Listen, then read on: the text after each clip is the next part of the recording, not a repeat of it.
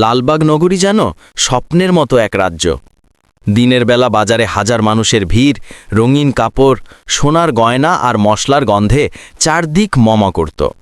রাতে নগরীর চারদিকে জ্বলত প্রদীপ, যেন নক্ষত্র নেমে এসেছে মাটির বুকে। রাজা রুদ্রপ্রসাদ প্রতিদিন প্রাসাদের উঁচু বারান্দায় দাঁড়িয়ে চাঁদের দিকে তাকাতেন। তিনি বিশ্বাস করতেন, লালবাগের গৌরব কোনো দিন ম্লান হবে না, এই নগরী অনন্ত। কিন্তু তার এই গর্বই ধীরে ধীরে জমাট বাঁধছিল বিপদের অন্ধকার। কারণ নগরীর প্রাচীন লোককথায় বলা ছিল, যেদিন রাজা অহংকারে ভরে উঠবে, যেদিন মানুষের হৃদয় থেকে বিনয়ে মুছে যাবে, সেদিন জেগে উঠবে কালো বাঘ। রাতের গভীরে নগরীর বাইরে ঘন জঙ্গলে সেই গর্জন শোনা যেত। শিশুরা আঁতকে উঠত, নারীরা কপালে সিঁদুর ছুঁয়ে প্রার্থনা করত, আর বৃদ্ধেরা নিঃশ্বাস ফেলে বলতো, ওই শব্দটা অশুভ, বাঘটা আবার জেগে উঠছে। পূর্ণিমার রাতের অভিশাপ। একদিন এলো সেই রাত, পূর্ণিমা। চাঁদ রক্তিম আলোয় জ্বলে উঠল, আকাশে ছড়িয়ে পড়ল অদ্ভুত লাল আভা। নদীর জলও যেন রক্তের মতো লাল হয়ে গেল। নগরীর মানুষ ভয় পেয়ে ছুটোছুটি শুরু করল। আর ঠিক তখনই জঙ্গলের ভেতর থেকে বেরিয়ে এলো কালো বাঘ। তার গায়ে কালো রাতের ছায়া, চোখ দুটো জ্বলছে আগুনের মতো। প্রতিটি পদক্ষেপে মাটি কেঁপে উঠল, প্রাচীরের পাথর ভেঙে পড়তে লাগল। বাঘের গর্জনে আকাশ ফেটে গেল। লাল বাঘ, তোমাদের অহংকার আমাকে ডেকেছে, এখন আমি তোমাদের পতন ঘটাব। সৈন্যরা এগিয়ে গেল, তলোয়ার আর বর্শা নিয়ে। কিন্তু বাঘের সামনে তারা শিশুসম দুর্বল। কেউ তার থাবার আঘাতে উড়ে গেল, কেউ ভয়ে মাটিতে লুটিয়ে পড়ল। চাঁদের দূতের আগমন।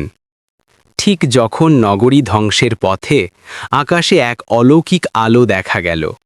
চাঁদের মাঝখান থেকে নেমে এলেন এক তরুণী, চন্দ্রিকা। তার শরীর থেকে ঝরে পড়ছিল সাদা আলো, মুখে শান্তির আভা। মানুষরা বিস্ময়ে তাকে দেখে প্রণাম করল। চন্দ্রিকা রাজাকে বললেন, রুদ্রপ্রসাদ, কালো বাঘকে তলোয়ার বা রক্ত দিয়ে হারানো যাবে না। সেই তোমাদের অহংকারের ছায়া।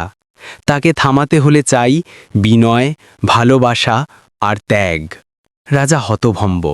তিনি সারা জীবন লড়াই শিখেছেন, কিন্তু বিনয় শেখেননি। তিনি বললেন, তাহলে নগরীকে রক্ষা করার উপায় কি? চন্দ্রিকা উত্তর দিলেন, উপায় তোমার হৃদয়ে রাজা। তুমি কি প্রস্তুত অহংকার ত্যাগ করতে? রাজা নীরব হয়ে গেলেন। রক্ত আর অগ্নির পরীক্ষা। পরের দিন কালো বাঘ নগরীর প্রাচীরে ভয়ঙ্কর আঘাত হানল। আগুন ছড়িয়ে পড়ল, বাজার জ্বলতে লাগল, মানুষের কান্নায় আকাশ ভারী হয়ে গেল। চন্দ্রিকা নগরীর মাঝখানে দাঁড়িয়ে গান ধরলেন। তার কণ্ঠে ছিল চাঁদের মতো শান্তি। সেই সুর শুনে ভীত শিশুরা কান্না থামাল, আহত সৈন্যরা সাহস পেল, আর মানুষের চোখে আশার আলো জ্বলে উঠল। কালো বাঘ থেমে গেল। তার চোখে হঠাৎ দেখা দিল অদ্ভুত অশ্রু, যেন ভেতরে লুকিয়ে থাকা এক দুঃখ। চন্দ্রিকা এগিয়ে গিয়ে বললেন, তুমি ধ্বংস নও, তুমি আয়না, মানুষের হৃদয়ের অন্ধকার তুমি। যদি তারা আলোয় ফিরতে পারে, তবে তুমিও শান্ত হবে। বাঘের অন্তরের কান্না। কালো বাঘ চন্দ্রিকার গানের সুরে থমকে দাঁড়িয়েছিল। তার চোখ থেকে অশ্রু গড়িয়ে পড়ল, আর সারা নগরী স্তব্ধ হয়ে গেল। বাঘের কণ্ঠ এবার আর গর্জন নয়, বরং ব্যাখ্যার মতো শোনাল। আমি ধ্বংস করতে চাই না, আমি তো শাপগ্রস্ত। একদা আমি ছিলাম লালবাগের অভিভাবক, কিন্তু তোমাদের লোভ আর অহংকার আমাকে এই রূপে বন্দী করেছে। মানুষ হতবাক হয়ে গেল। রাজা রুদ্রপ্রসাদ স্তব্ধ হয়ে দাঁড়িয়েছিলেন। তিনি অনুভব করলেন, নিজের অহংকারেই তিনি এই নগরীকে ধ্বংসের পথে ঠেলে দিয়েছেন। অতীতের আয়না। চন্দ্রিকা তার আলো দিয়ে বাঘের অতীত দেখালেন। অনেক শতাব্দী আগে লালবাগ ছিল একটি ছোট গ্রাম। সেখানকার এক যোদ্ধা মানুষের রক্ষক হিসাবে চাঁদের আশীর্বাদ পেয়েছিলেন। সেই যোদ্ধাই পরে পরিণত হয়েছিলেন কালো বাঘে, অভিশপ্ত রূপে। অভিশাপ ছিল, যেদিন মানুষ অহংকারে অন্ধ হবে, সেদিন তুমি দানবে রূপান্তরিত হবে। এই সত্য নগরীর মানুষ ভুলে গিয়েছিল। রাজা কেঁপে উঠে বললেন, আমার পাপেই তোমার জাগরণ হয়েছে, কিন্তু বলো মুক্তির উপায় কি? শপথ। চন্দ্রিকা বললেন, রাজা, মুক্তির একমাত্র উপায় হল ত্যাগ। নগরীর জন্য তোমাকে নিজের অহংকার ভেঙে চাঁদের সামনে বিনম্র হতে হবে। রাজা বুঝলেন এর মানে শুধু রাজ্য বা ক্ষমতা নয়, তার নিজের জীবন হয়তো উৎসর্গ করতে হবে। তিনি সৈন্য, প্রজা আর পরিবারের দিকে তাকালেন। তাদের চোখে তিনি ভয় নয়, বরং আশা দেখতে পেলেন। রাজা ঘোষণা করলেন, যদি আমার মৃত্যু লালবাগকে রক্ষা করে তবে আমি প্রস্তুত। মানুষ কাঁদতে লাগল, সৈন্যরা নিজের মাথা নত করল। চাঁদের দ্বার। পূর্ণিমার রাত আবার এলো। রাজা রুদ্রপ্রসাদ প্রাসাদের ছাদে উঠে দাঁড়ালেন। চন্দ্রিকার সঙ্গে তিনি চাঁদের দিকে মুখ করে প্রার্থনা শুরু করলেন। তিনি বললেন, হে চাঁদ, আমি ক্ষমা চাই। আমার অহংকারে নগরী ভেঙেছে। এই নগরীকে রক্ষা করো, আর আমার জীবন নাও। চাঁদের আলো হঠাৎ প্রবল হয়ে উঠল। আকাশ থেকে নেমে এলো এক সাদা রশ্মি, রাজাকে ঘিরে ফেলল। রাজা ধীরে ধীরে আলোয় মিলিয়ে গেলেন। মানুষ চিৎকার করে উঠল, কেউ কান্নায় ভেঙে পড়ল। কালো বাঘ তখন আকাশের দিকে তাকালো।